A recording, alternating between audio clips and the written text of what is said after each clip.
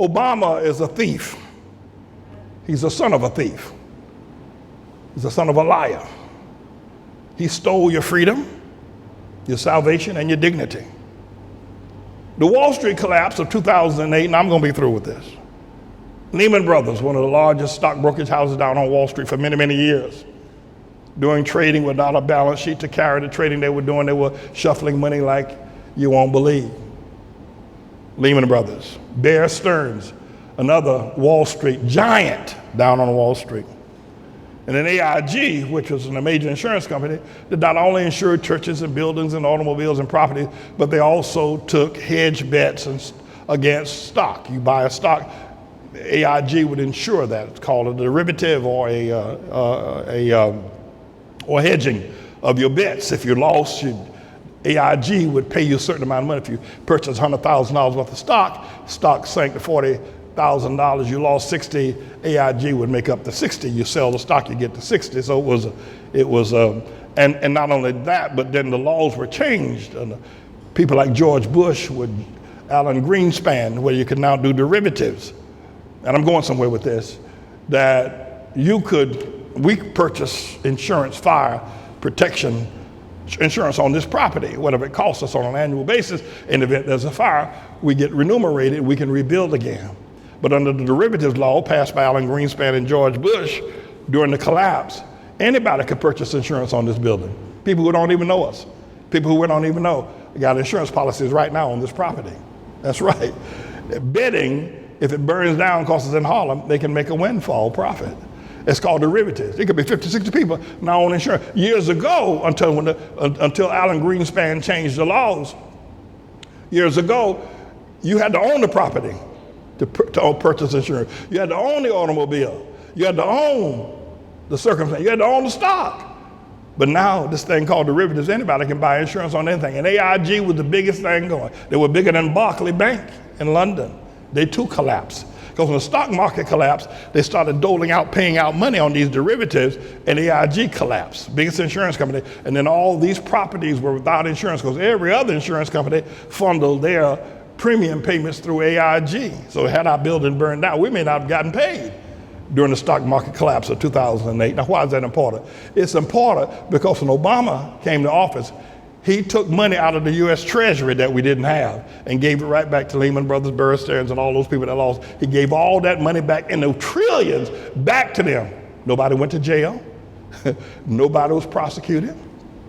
Nobody. He just gave it all back to them. Goldman Sachs, Lehman Brothers, he gave it. And now they're still functioning. Though Lehman Brothers had to make an agreement to stop stock trading, and the same thing with Bear Stearns. They made an agreement, but they got all their money back and all their shareholders were paid. Obama took that money, trillions of dollars, he and Eric Holder, trillions, and Alan Greenspan, and gave it back to the billionaires and did nothing for you. Gave you a track phone and a box of cheese, and you've been jumping up to Obama. He was only elected to do that. I've never seen anything like these Negroes, sausage-brained Negroes. I've never seen anything like it in all my life. I've never seen anybody as foolish as they. If that man don't like it, he never did anything for you, but gave trillions of dollars to wealthy white people who still have their yachts, still have their homes in San Tropez. By the way, I heard that Steve Bannon, Sabbath, got arrested the other day. He and another guy, a couple other guys, were milking the rednecks on money allegedly they're going to use to build a wall for Trump. These guys were living the life, and they've been arrested. Have built billions of dollars from crazy rednecks, like crazy black people, thinking they're helping Trump. It's the craziest scheme I've ever seen. And you people running around, Obama, and we hate Manning. You're just ignorant, sausage brain. I'm talking about PhDs. I ain't talking about the guy. I don't expect the guy sleeping on the street to have any information about the marketplace. But you got a PhD in economics, you got a PhD in philosophy, you got to study that too. You can't just get a PhD, I don't care if it's in literature, without knowing the market, banking, and some sense of law. All these church people. Obama, I swear, I've never seen, and their lives are worse now than were. And by the way, you know, Mariah, subprime mortgages, you know that market where you in the business. Now, I didn't say you did it. You could get a loan in subprime with your organization, even though you didn't have the collateral or the credit worthiness. They let you buy a house during the subprime mortgage. They didn't care because the banks realized they weren't looking to collect the mortgage. They were bundling and sell them in China. They weren't interested in collecting the mortgage on a monthly basis. You make a monthly installment. They didn't do that. They knew the people couldn't pay. Yet people were buying the biggest housing collapse in America, second only to the Greatest Depression. You don't have anything to do with that, you did, Mariah. She don't want to answer.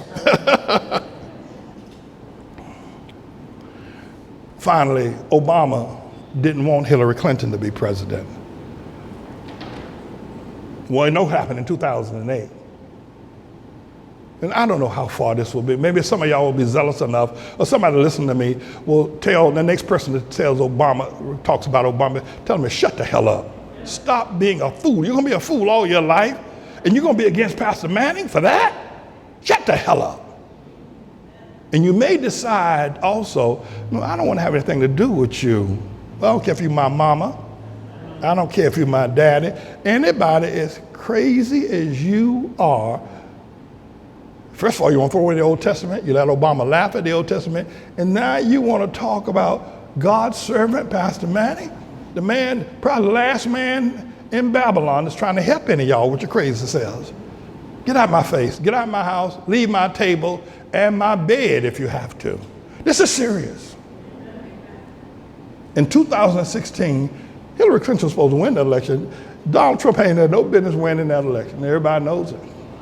Everybody knows it. Donald Trump didn't think you were going to win. But Obama didn't help her. You thought because he made her Secretary of State for 4 years that they liked each other. Is that what you thought? You thought that they were friends?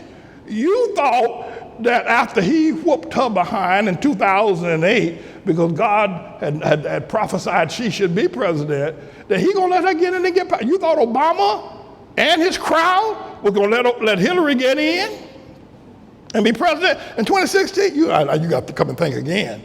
The thing now is the black people didn't come out to vote for Hillary. That's how come she lost Wisconsin, Milwaukee, Pennsylvania, and probably North Carolina and Florida too. The black people, they didn't come out to vote for her because Obama didn't want them to come out to vote. You see, it's as plain as the nose on your face. I mean, anybody, all you got to do is just look. He didn't want her. He don't want her now. And I saw Hillary the other night trying to promote Dementia Joe Biden and Kamala ain't black Harris. She looks wretched. I think it's important to understand that Obama didn't want Hillary. He said, how do we get from all that before to this? It's important. If just one of you would stand up and say, yeah, stop. You let these people talk about the only servant of the Lord that's trying to help y'all. They're just too ignorant. They don't even know who Obama is. Don't know nothing about him. Don't know where he born. Anybody lie on their grandmama. And yet you were running around here talking about he's for the black. What has he done for you?